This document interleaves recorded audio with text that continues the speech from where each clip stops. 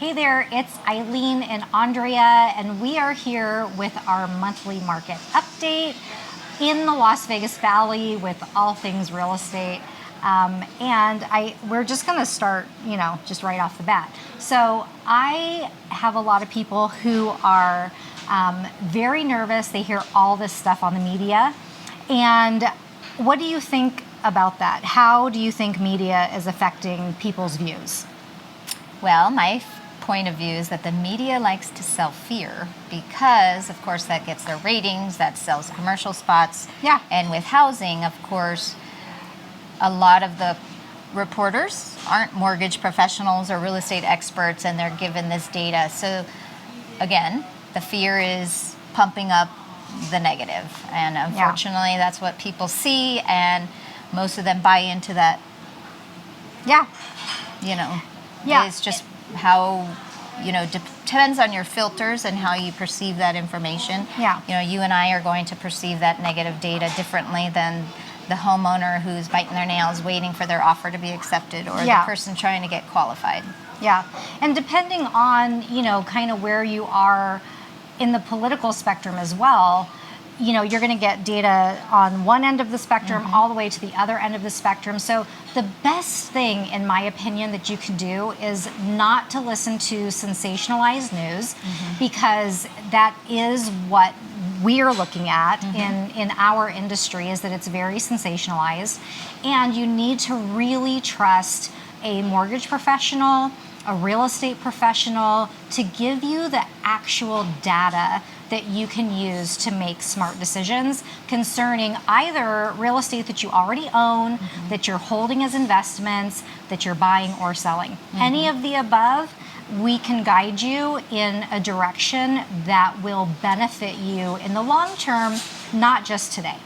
So the next question that I like to ask, because I think there's no way to ever know the answer to this question, is, have we hit the peak of the pricing in Las Vegas, or maybe even nationwide? So what do you think? Have we hit that peak? Do we want to call it a peak, or do we want to call it a shift? You can call it whatever you want. I would say there has been some indicators and shifts in the market. Vegas, we're a very unique place. We're a destination city. We have favorable tax ramifications. Yeah. So we're a little unique, but I think nationwide you can tell that there has been a shift. Yeah. What do you think? And I think that we have probably hit the highest that our pricing is going to go if you're looking to sell. I do see a lot of changing in this market, even just within, I'd say the last 2 weeks. Things are not selling as quickly, and they're staying on the market. Well, I guess if they're not selling quickly, they're staying on the market longer. But there also have been price reductions, which we have not seen in probably, close to 2 years? Yeah, it's been probably 2 years. So I definitely think that we have probably hit the top of what our market will allow for now.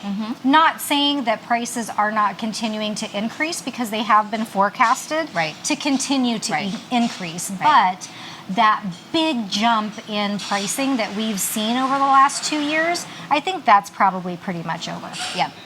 And I'm seeing, and maybe you're seeing the same, is I'm seeing a little more in seller concessions and, again, price reductions. We talked about that, but it's nice on my side with the buyers, being able to get a little bit of incentive from the seller and not having to get nothing and pay an appraisal gap and, scrape every penny that they have. So. Right.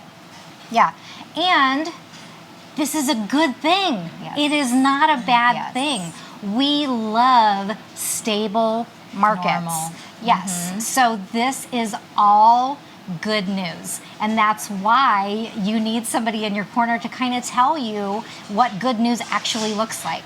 Because this is it. Being a stable market is a good market.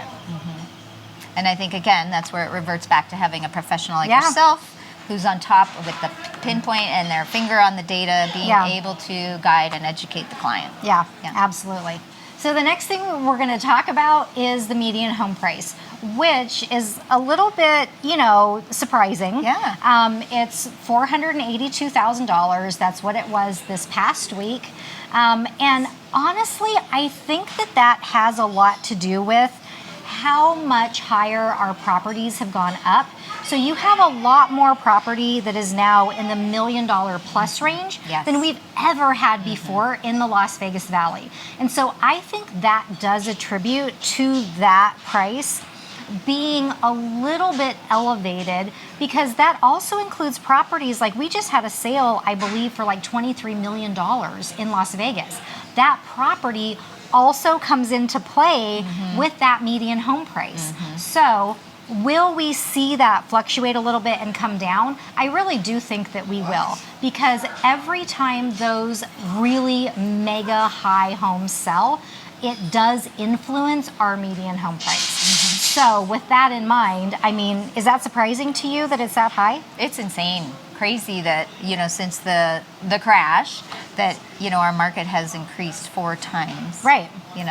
But it's a good thing. It is a great thing for buyers and sellers. Yeah, and I think because of the type of market, like you were saying, our market is so unique. When the market crashed in '08, what happened is Vegas got hit probably the hardest. We are a service-based industry.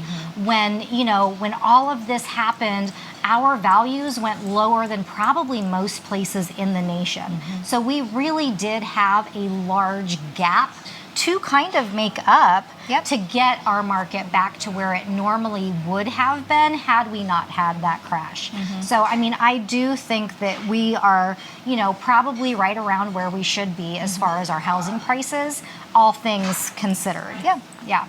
So the other thing is, we went from, I want to say at our low point of inventory, we only had like maybe 1,700 homes on the market. Now we have just above 4,000 homes on the market, meaning that for buyers, you have way more inventory to choose from, which means you also have a little bit more power and influence when it comes to getting seller concessions. So are you seeing that your buyers are able to kind of get into the homes now where they were struggling before? Well, they're getting into the homes, meaning there's homes available. The affordability piece is still kind of that tricky, kind of on the gray area at the moment, because we still are reapproving that whole pipeline of buyers who, 3 months ago were approved, and now with higher rates, we're having to make adjustments. But there is plenty of opportunity for buyers out there. And it's nice to see that they're actually, again, like you said, getting a concession and not having to pay an appraisal gap and do all of those extra steps. Yeah, absolutely. And then price reductions. So are you noticing price reductions as far as like buyers coming in and saying, hey, I couldn't buy this house 2 weeks ago, but now they lowered the price, do I qualify? Yeah, we're seeing that, and then we as a team, we're also advising our realtors and our sellers to, instead of lowering the price, let's evaluate what a seller buy down might look like, keeping the price as stable and offering that incentive to the buyer to buy down their rate. So we're keeping prices where they need to be, the seller still nets what they need, but the buyer is getting an incentive still. But yes, so it's a great time for both buyers and sellers still. Yeah, and this is what I'm talking about. You have to hire professionals who are thinking outside of the box, that are keeping the market stable while still getting people on both sides of these transactions to be in the best position possible with what they have to offer. So, I mean, last week we had 762 price reductions. Wow. So let's just say that's, 4,000 properties on the market and 762 of them reducing their price. So, which that means to me is that those properties were probably overpriced to begin with. Right, exactly. Because you still have sellers. I mean, and listen, I would be that seller. I would look at it emotionally and say, listen, 6 months ago, I could have gotten blah, blah, blah for my right. house. And now you're telling me it's not worth whatever, I think that it's worth. I'm still going to price it at the top of the market. That's where you need someone on your team to do a reality check and say, listen, we've been on the market for X amount of days. We have no offers. Do you want to sell your home still? Because sometimes the motivation kind of wanes, and you do change your mind as a seller, and that's okay. But you need to have all of the options in front of you, so you know those next steps that you want to take, and that's where we come in. Yeah. So what do you think is going to continue to happen? Do you think you're still going to see more inventory come on the market and more price reductions, or what are you thinking? I do. I think that we're going to level out and get to a flat, normal-ish market, and I think it's going to be a healthy market here for buyers and sellers. What do you think? Yeah, I agree. And I think that these are conversations, and yes, sometimes they're hard conversations, but they are necessary to have. And I have seen in the past 2 offers that I've gotten, buyers are asking even for like a home warranty. A home warranty is $600, roughly. You would not in the past 2 years ask for have anything. seen a buyer ask for a penny. I mean, so even just that very small thing shows that buyers are like, hey, this is my time. I'm going to make my move. I am going to play this game. And I think we're going to start seeing a lot more of that. So if you are on the market to sell, just know you may have to give a little bit in this market. And that's okay. Because you are still getting record prices for your property. And on the flip side, right, if a seller's selling and buying again, they're not buying at the quote top of the market. They're being able to buy, and they have additional inventory. And instead of sitting and not selling because they think, oh, I don't have anywhere to go, there's nothing to buy. Now it's kind of changing, and they're able to have additional opportunities to look at as well. Yeah, because that was keeping a lot of sellers off the market, or potential sellers off the market, because there wasn't the inventory. They're like, where am I going to go? Like, what am I going to do? There's nothing for me to buy, so I can't sell. So now is the perfect time. If you're selling and buying, staying in Vegas, you are going to have inventory to choose from. And you may even now become the buyer who's getting concessions from that seller, because that's kind of where our market is going. So again, it's a great time. Yeah, it is. Your area of expertise, what's happening with rates? Well, if you've been under a rock, we'll let you know that rates are increasing and have been increasing since the beginning of the year. That is attributed to inflation, and inflation is at its 40-year high at the moment. And what that means to a consumer is stuff costs more. Prices, groceries.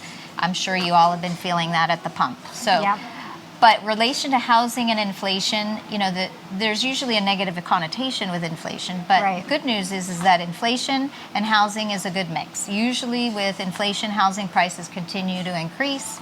So, people don't have to worry about the bottom falling out or them losing values because of inflation.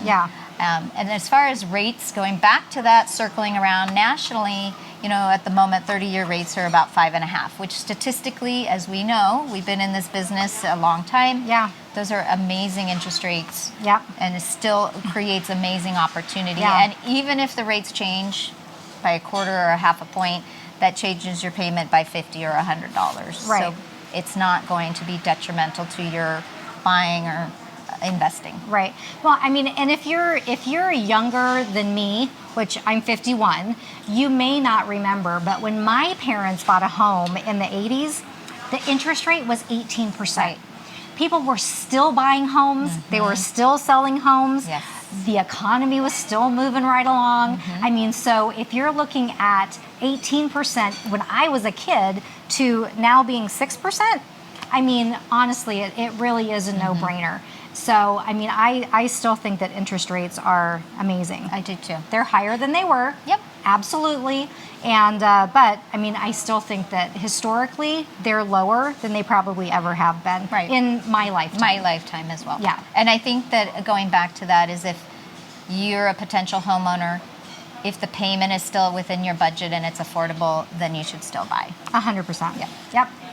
All right, so we are adding in a rapid fire section just because I think it's fun. So we are going to kind of, and on some of these, I'll let you answer because I don't know. Actually, no, I'll answer. So interest rates, do we think they're going up? Do we think they're going down? Or are they going to stay the same? I'm going to say the same. Fingers crossed. Was that our answer? Crossed. That was our answer. Oh. Yeah, fingers crossed. Okay. Just checking. I need to know the rules of the game. This is our first time, so bear with us. Second question, is the median home price going to go up, go down, or stay the same? All right. And the last question is, are we looking at a seller's market, a buyer's market, or a balanced market within, let's just say, the next 30 days before we see you again? I'm going to say it's going to balance out. I don't know how to answer that. As you can see, we're very certain about these answers, and you can, check us on the next video so that you know if we were right, wrong, or just out of our minds. But we will see you the next time for our market update video, and in between these, subscribe to the channel. If you have questions about this market, shoot us a message. We will answer them and get you, hopefully, the answers that you need to make a super informed decision about what to do with your real estate in Las Vegas. We'll see you the next time.